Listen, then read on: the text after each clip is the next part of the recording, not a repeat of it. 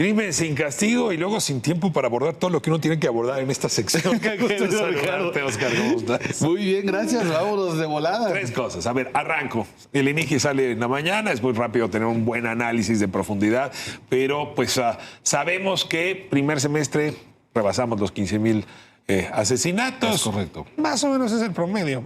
Traíamos 16,000, ahora traemos 15,000. Sí, exacto. Digamos que los primeros datos que nos arroja el primer semestre es que traemos un país de más o menos 15,600, 900, dependiendo cómo se ajuste, homicidios en la primera mitad del año. Esto, si lo extrapolamos y más o menos creemos que el comportamiento del primer semestre de 2023 va a ser el mismo, vamos a tener más o menos un país de cerca de 31,000 homicidios dolosos. Nada más para ponerlo, digamos, en un dato que le gusta al presidente, Dinamarca tiene 59. Nosotros, 31,000. Eso es más o menos. 59 Dinamarca. Que es un país que le gusta al presidente. Ahora, bueno, ahorita vemos por cada 100,000, porque pues, los daneses son bien poquitos. 59,000 totales. Esos son homicidios totales en un año que tiene Dinamarca. México tendría totales, más o menos, cerrando 2023, 31,000, más o menos es lo que vamos a cerrar. Ok. A ver, déjame un poco, aquí lo estamos revisando. Digamos, el momento más bajo lo traemos antes de la guerra de Calderón, ¿no? Estás hablando de 5,000 más o menos por año. Más o menos, es correcto. Luego tienes este pico horrible que te da el penúltimo año de Calderón, donde te acercas a los 15,000, pero no llegas. Exacto. Y luego Peña Nieto logra bajarlos. Aquí estaba Osorio Chong hace un tiempo sentado en ese lugar. O sea, pues tiene razón, hacia el 2015-2016 ellos logran abatirlos a 10,000, pero después se vuelve a destapar. Peor año de todos fue el 2020, donde casi llegamos a 17,000. Entonces, es una baja de los últimos 2 años, claro. Pero pues no es una baja que se antoje, bueno, no sé, pero no lanzaría yo ninguna serpentina al vuelo. No, definitivamente no son buenas noticias. Tampoco me parece que sean del todo negativas. Déjame darte con los números completos que están en la consulta pública del INEGI, hablando ya en años completos. Fíjate, 2017 se antoja como el año completo más, el que era el más terrible, 32,079 homicidios. Ahí, digamos, dice de enero a junio. Contémoslo de enero a diciembre, digamos. 2018 es el peor año de todos. 36,685 homicidios. Así toma el presidente digamos, su administración, en 36,000. Hoy estamos en 31,000. Okay. Sigue siendo muy alto, sigue siendo muy un país por arriba de 30,000 homicidios al año. Sin embargo, sí es el tercer año consecutivo en que hay un descenso sostenido, bajito, digamos, de 32 a 31, de 31 a 30, pero es cierto que ha ido bajando al menos los homicidios dolosos. Pero desde el 2016 no hemos bajado de 29,000. Y esto nos habla de que evidentemente la estrategia puede ser que esté funcionando a la hora de frenar el ascenso de los homicidios dolosos, pero sin duda está muy lejos de lo que prometió el presidente. Cuando el presidente Andrés Manuel López Obrador estaba en campaña, él prometió bajarlos al menos a la mitad, volver a los índices de 2007, 2006. Y de eso estamos lamentablemente En 2007 muy lejos. tú traías 10,000 por semestre, 20,000 en total. Exacto, más o menos. O sea, se queda aproximadamente a 12,000, 11,000 de la propuesta que hizo. Es correcto, se queda muy corto todavía. Pero, digamos, para ser un poco optimistas, digamos, en todo este panorama terrible, pues sí, es el tercer año en que los homicidios comienzan a bajar. Pero bajan estando en un momento del pico muy alto. Pero qué complicado es no usar esta gráfica para hacer campaña política. Claro, ese es el problema, que son estas cifras que terminan politizándose y en un año como 2024, que es electoral, pues todo el mundo puede ver lo que quiere ver, ¿no? Los seguidores del presidente van a decir, vean, nos dejaron una herencia maldita, nos dejaron un país que iba con una tasa ascendente. Fíjate, Ricardo, si hubiéramos extrapolado 2018, México para 2019 hubiera llegado a más de 40,000 homicidios. Sí, seguía creciendo. Sí, seguía creciendo. Ahora, es cierto que hay un ¿tú freno. tienes alguna explicación? Porque, a ver, insisto, de 2012 a 2014 bajaron, ¿no? Sí. Volvemos a ver una baja de 2019 hacia el 2023, menos importante que la otra. Es correcto. Es decir, estos números bajan y suben. podríamos saber por qué en esta última ocasión están bajando? ¿O tienes alguna explicación de por qué bajaron en el 2014? En 2014 hay una intuición, y creo que tú la conoces muy bien, y esto incluso lo ha repetido el exsecretario de Gobernación, tiene que ver también con el desmantelamiento de los Zetas, que eran un gran impulsor de la violencia homicida en México. Es la caída de este grupo criminal y en muchas ocasiones obedece, y algunos lo han comentado, que podría empatar con este momento. En el actual, hay quienes dicen que está bajando la cifra de homicidios dolosos porque está subiendo la de desaparecidos.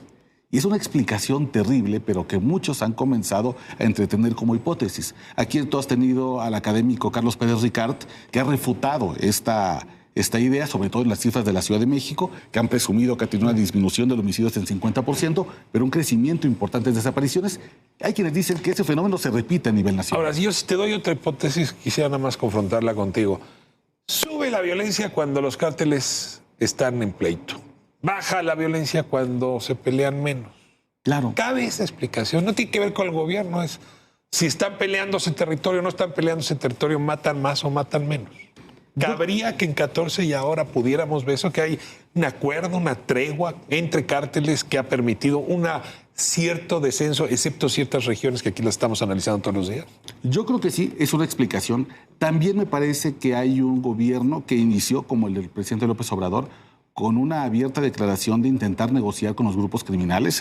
Los abrazos, no balazos. Ricardo Peralta, el que era subsecretario de Gobernación, inició con una misión muy clara. Incluso en los primeros días de gobierno se comunica abiertamente con la columna Pedro J. Méndez en Tamaulipas y con las autodefensas en Michoacán, tratando de negociar un cese al fuego. O sea, sí le darías razón. ¿Los abrazos pudieron haber bajado los muertos? Yo creo que, no sé si los abrazos, pero sí negociaciones que incluso el propio gobierno no ha ocultado. A ver, recordemos, por ejemplo, el secuestro masivo de los últimos migrantes en Tamaulipas y que el propio gobierno se atribuye la liberación de ellos diciendo no hubo 30 y tantos muertos porque hay un Estado fuerte. Es decir, un gobierno que hace negociación. Se evitan 32 muertes, 32 que podrían estar en esta cifra, en esta estadística, que se trasladan a rescatados, pero que te habla entonces de que hay un gobierno que tiene interlocución con el crimen organizado, para bien o para mal. Cambia de tema, porque traes otros indicadores. Por cierto, yo no conocía este reporte de atrocidades, ¿no? Y es que, en efecto, las empresas criminales, ya hablaremos si es correcto el término de empresas, ¿no? Porque he recibido críticas, pero un día esa discusión la tendremos. Pero las empresas criminales, pues, se hacen propaganda, sí, ¿no? Exhiben cadáveres, dejan los muertos, los cuelgan, como una manera incluso de mostrar músculo y de inhibir a la población o a sus adversarios. Y en ese sentido ese indicador es muy interesante. Y tú lo que nos dices es que las atrocidades, ese indicador se ha incrementado. A ver, cuéntanos de este indicador y cómo están los números. Es un indicador interesantísimo que hace Causa en Común, esta organización civil, a partir de reportes de prensa, eso hay que decirlo. Y entonces define atrocidades como el uso de la violencia extrema con fines de propaganda o de pedagogía del terror. Esto puede ser, por ejemplo... Pedagogía del terror. Imagínate, ¿no? El miedo como un vehículo para que la gente educación aprenda. Para que te aterres. La educación para que no cruces de esta frontera invisible, para que no entres a este municipio, para que no hagas algo igual. Pagues. Exactamente. Y entonces, estas atrocidades pueden ser, por ejemplo, masacres entendidas como el asesinato de 3 o más personas en un mismo hecho violento. Excapilla, por ejemplo. Exacto. O también, por ejemplo, la tortura, entendida como no solamente la ejecución del maltrato a una persona, sino abandonar el cuerpo tal vez en un terreno baldío para que mande un mensaje de terror. O exhibirlo en un video.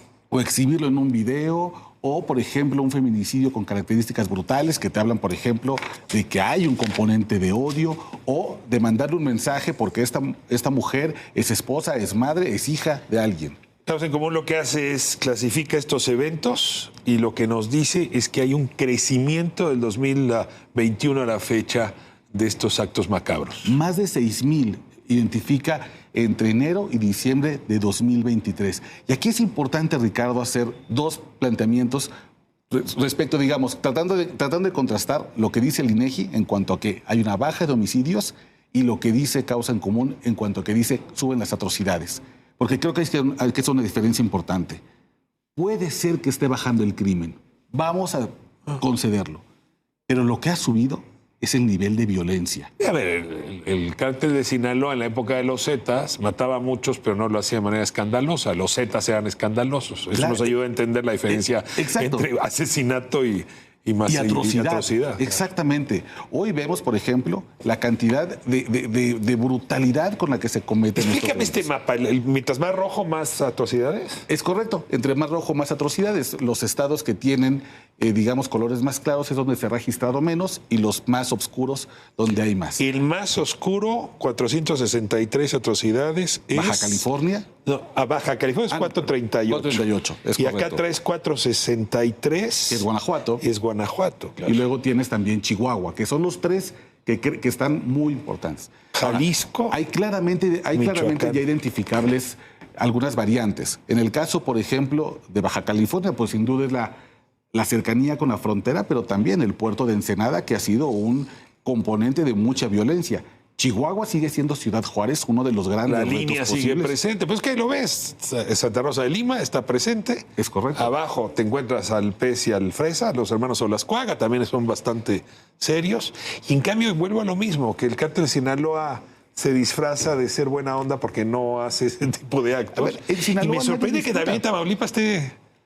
no, 157, pero no Ahora, ese se ve terrible. Ese es otro dato interesante. Debido a que se trata de un informe que se alimenta de la información pública de medios, cuando hay una zona de silencio como Tamaulipas, pues hay menos reporte Sí, de en el estas Mañana, los atrocidades. reporteros del Mañana me decían, aquí la regla es no reportar nada. Ese es el gran problema. Él tiene, digamos que es una buena fotografía lo que ofrece Causa Pero es de Común, prensa. pero tiene un sesgo que pasa por prensa. Incluso la atrocidad menos registrada en este informe, imagínate, son únicamente 2 desplazamientos forzados. Y sabemos que desplazamientos forzados hay en este país.